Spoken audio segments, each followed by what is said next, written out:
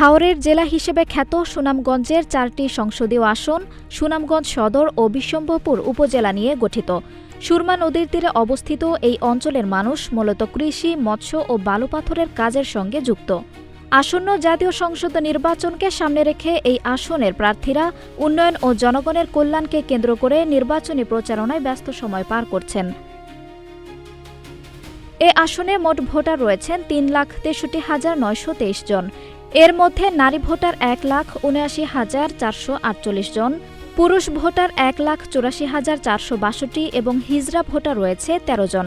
ভোটাররা আশা করছেন নির্বাচিত প্রার্থী সন্ত্রাস, চাঁদাবাজি দূরীকরণ, যোগাযোগ ব্যবস্থার উন্নয়ন, চিকিৎসা সেবার মান বৃদ্ধি, কৃষিখাতের উন্নয়ন এবং বেকার সমস্যা সমাধানে কাজ করবেন। নিরীহ মানুষ যারা গরিবের বাদী আগ্রহ থাকবো, যারা দুর্নীতিমুক্ত বাংলাদেশ চায়, যারা মনে করেন আমরা গরিবরা দেখবো, তারার মতো একজন মানুষ আমরা নির্বাচনের প্রার্থী একজন চাই।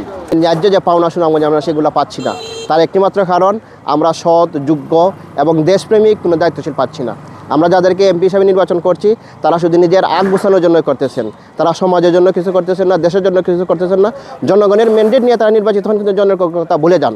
বিএনপির মনোনীত প্রার্থী জেলা বিএনপির সাবেক সাধারণ সম্পাদক নুরুল ইসলাম নুরুল ইতোমধ্যে এলাকায় ব্যাপক প্রচারণা চালাচ্ছেন।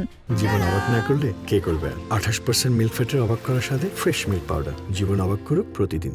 আমার রাজনীতির পর থেকে শুরু ঢোকার পর থেকে ছাত্র দল থেকে এখন পর্যন্ত বিগত আন্দোলনের প্রত্যেকটা আন্দোলন সংগ্রামের সুখে দুঃখে জনগণ যেভাবে আমার পাশে ছিল, আমিও ঠিক একইভাবে জনগণের পাশে ছিলাম। তবে মনোনয়ন বঞ্চিত হওয়ায় বিএনপি নেতা দেওয়ান জয়নুল জাকিরিন বিদ্রোহী প্রার্থী হয়ে নিজের নির্বাচনী প্রচারণা চালাচ্ছেন।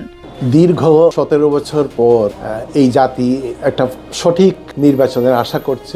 বিএনপির জন্মলগ্ন থেকেই আমি বিএনপির একজন কর্মী, বিএনপি করি, বিএনপির জন্য মাঠে ময়দানে কাজ করেছি।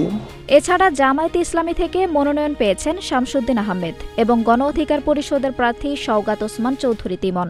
বাংলাদেশ জামায়াতে ইসলামী যারা করি তারা দেশ এবং জাতির দেশপ্রেমের সাথে আমরা জড়িত এবং আমরা আখেরাতের ভয় আছে, আমরা মরলে পরে আল্লাহর কাছে জবাবদিহি করতে হবে। সেই কারণে আমরা এই জন্য দুর্নীতি যদি মুক্ত করা যায় তাহলে আমাদের সমাজের যে সমস্ত চাওয়া পাওয়া এগুলো আমরা দূর করতে পারবো। ভোটাররা জানান এই হাওর অঞ্চলের শিক্ষা, স্বাস্থ্য ও যোগাযোগ ব্যবস্থা এখনো পিছিয়ে, তাই তারা চান উন্নয়ন কাজ করার যোগ্য প্রার্থী দুর্নীতির বিরুদ্ধে প্রতিশ্রুতি রাখবেন এমন ব্যক্তিকে ভোট দিয়ে বিজয়ী করবেন। প্রতিটি প্রার্থী উন্নয়ন ও মানুষের কল্যাণকে কেন্দ্র করে নিজের প্রার্থিতার প্রচারণা চালাচ্ছেন। এদিকে নির্বাচনী উত্তাপ চলছে পুরো সুনামগঞ্জ 4 আসনে। আজম হক আরবি, নাগরিক প্রতিদিন।